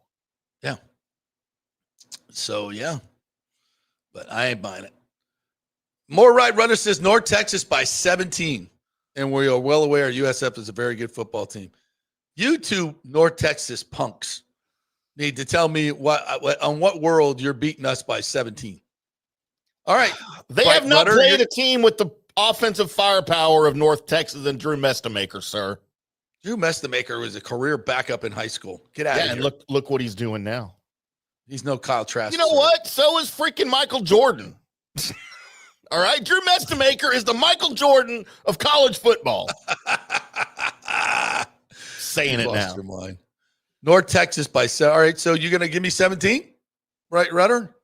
$1,000. I got USF plus 17. Look, I'm doing this right now. I'm doing this right here. What do you think of this? That is an ugly logo, by the way. That is ugly. I could have picked a better one. It's like some middle schooler do that in a contest. Hey, you were speaking about the school that Mean Joe Green attended, sir. What? Give me analysis here. Why do you think North Texas has a chance? Because I don't think USF can stop their offense. This is a new USF. I don't know if they're going to win by 17, but I think in a shootout, I think North Texas wins. We held that mighty Gator offense to 16 points in the swamp. The mighty Gator offense. Come on. Which Texas didn't, by the way. Real Texas, not fake North Texas. Real Texas couldn't even hold the Gator offense to 16 in the swamp. Now, you think North Texas is going to hold them to? Guys are out of your mind. Out of your mind. You don't know. What else we got in here? There's a buzz around this game at DFW. Is there a buzz? There is. There's a buzz around North Texas because they hadn't been this good in 70 years. Well, I heard they got the place sold out tonight. 30,000. They're giving away tickets. I'll see when I get there. All right. I'm still out of a 30,000 seat stadium. I'll be surprised to see 20,000 there. I'll be real honest. Yeah. Sergio Biltres says ESPN Jeremy Fowler saying Godwin likely out for Sunday. Yeah, we saw that. I don't think he's going to play. TBH. Tez Johnson, here we go. Step on up. Michael LaRue says the Eagles aren't a dominant team this year. They ranked 27th in third down conversion. The Bucs are 11th. Maybe losing offensive coordinator Kellen Moore was a big deal. Oh, it was. Bigger deal than we thought. There's not enough talk about that right now nationally, how bad they're suffering under Kevin Patullo. I can't believe he still has a job, to be honest with you. All right. Before we get out of here, the Big O is here. I got to pop up his camera. Shut up. You're the one who couldn't get the thing right today. I do everything perfect. Timmy screwed up today. Big O. Yeah, he didn't screw up today. You screwed up by not telling me before we went on the air. He started the audio with bad audio. He had the wrong camera. Hamon? Timmy Hamon. Yeah. Right, I was being distracted by JP. Oh my god! The guy get his camera up. Oh, yeah. There you are. The guy that dogged me. The guy that dogged me the other day for talking too much on your show. That's the guy. That's the guy. The Big O show. Yeah, the Big O. But he's talking but he When did I do that? I never said you talk too much. I got the receipts. I did watch. Go listen to everything. I listen to everything you say. I just said you can talk. I think that's a good thing because you know what you're talking about. Actually, That's what he I'm said. I'm gonna return the receipt around and go. You just say, hey, he can talk. He's a really good talker. He's done this before. Yeah, that ESPN and Fox. It's been around a little bit. Been around. You got to push that button. And just stop me. It's very simple. Oh, I ain't stopping you. Wait, no, I'm talking to Hamon. Hamon. That's what I'm going to call it. We don't want it to stop. It's too good. What does that mean? It's ham. Ham. Yeah. It's ham. Wait, it was something similar you said that meant something else. No, that was Huevon. You don't want to call him that. You don't want to call him Huevon. I've been called Hamon. I've been called Canica, Tortuga, Huevon. Why did they call you the turtle? I don't know, because I was fast in the restaurant business. I don't know why they called me turtle. Why did they call you the turtle? You don't look anything like a turtle. Maybe I did in my 20s. So, we got a special guest coming on today on the Big O Show. We got Dante Bichette coming on. Now he's known as no longer as like the all-star great player for 3 decades. He's known as Bo Bichette's dad. Yeah. Basically, it goes like that. And but we were excited to have him on and talk not only about the Jays and what looks like to be a real strong, push towards a World Series appearance, but also just the nature of the playoffs right now. And also I want to get into just to get his take on where the game has gone. There's a lot of things that I'm seeing in the postseason that I find curious. And one of them is sabermetrics so big, right? But all of a sudden you're seeing a lot of bunting and sacrificing. Yes, back old school. You're seeing wheel play. Yes. You're seeing all these things that during the regular season, no, we don't need to do that because of analytics. It tells you not to do that. And all of a sudden, when you get to the pressure in the postseason, I always say that come October, they go back to the basics of gut baseball. Yeah. Not data baseball. That's what wins. Because the pressure is on. Because it's not about the macro. And what now probabilities, it's about the situation. It's about the situation. Which we could go back to a World Series Game 6 with Blake Snell on the mound. Yeah. The greatest, I think, example of overuse of metrics and taking a guy out when he was dealing. Yeah. Poor Kevin Cash. I don't think that's going to happen with the Still 2-time manager of the year, Kev. Oh, no, I still love him. Still the best in the business. Yeah, but we'll his talk bosses about made that. him do that. You know what? Yeah, and that's what I'm going with. Been seeing a lot of topics and a lot about of that? Pundits talking about just talking. Maybe Aaron Boone doesn't. That's the one I'm talking about. Who said that? That was the big DJ. Derek Jeter said that. The boss. We may talk about that on the Big O Show. Well, definitely bring it up with Dante because that's a massive thing to. That's a massive claim. Say. Yeah. To say I don't think he makes all the decisions. I don't think Kevin Cash makes all the decisions. I agree with that. I don't think Kevin Cash makes most of the decisions. I mean, I'd say it's more than 50-50, but that wasn't the case. Talking about Dante Bichette, that was not the case back in the day. No, in the 80s and never 90s, the case. And even the early 2000s. So it's the paradigm shift of how the game is played is dramatic, and some of it is subtle, some of it is dramatic. But I venture to hear, because another topic too is, we're seeing a bunch of 100-mile-an-hour fastballs, JP. But you know what's really kind of working in this postseason? Splitters and changes. Yeah, big time. Splits and changes. Yeah, and goes back to the basics of baseball. The best 2 pitches in baseball, bar none, is a good fastball and a good changeup. Yeah, that's it. Yeah. So you would know, dude. Any hitter that is worth anything will tell you that those are the best 2 pitches. So all this, just throw 101. No, bro, it's setting up guys and throwing some nasty. If you want more unbelievably incredible baseball talk like this, and we're going to get into lots of topics, including Dante Bichette's a young son, Bo, who would love to come back and play in the Bay Area. We'll find out from the horse's mouth. Yeah. All right, that's coming up right now. We'll get started at 12:30. So if you want to watch it live, 12:30 to 1:30, Dante Bichette will be joining us. So please, all you guys that are watching now, the thousands that are watching, come on back and join us for a live baseball show. We'll go over what happened last night to the Phillies and all that good stuff. So, and everybody's going to have to wait till next week now to watch me take my shirt off.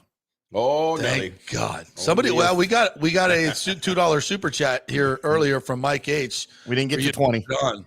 So, To keep it on. yeah, to keep it on. Yeah. So, we're getting paid to keep our clothes on now. We do not want to see the ham. We Yeah. don't- No, we don't nobody wanna see does. the Hamon. hamon. Nobody wants to see the hamon. No necesita All right, homon. Great job, Timmy. Thank you guys for watching Big O Show coming up at 12:30 live. So, check out that and have a great weekend. Go Bulls. Yeah. Go Knowles. Go Gators. Go Bolts, even though they Go lost. Bolts on Saturday night. We'll be back for that too. No Aggies. Ooh, Aggies. See you later.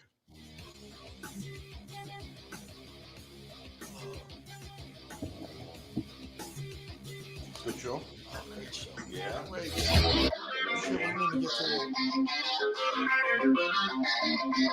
Yeah, we had stuff with worse and Josh. Kirsten Wirfs. Oh, worse. And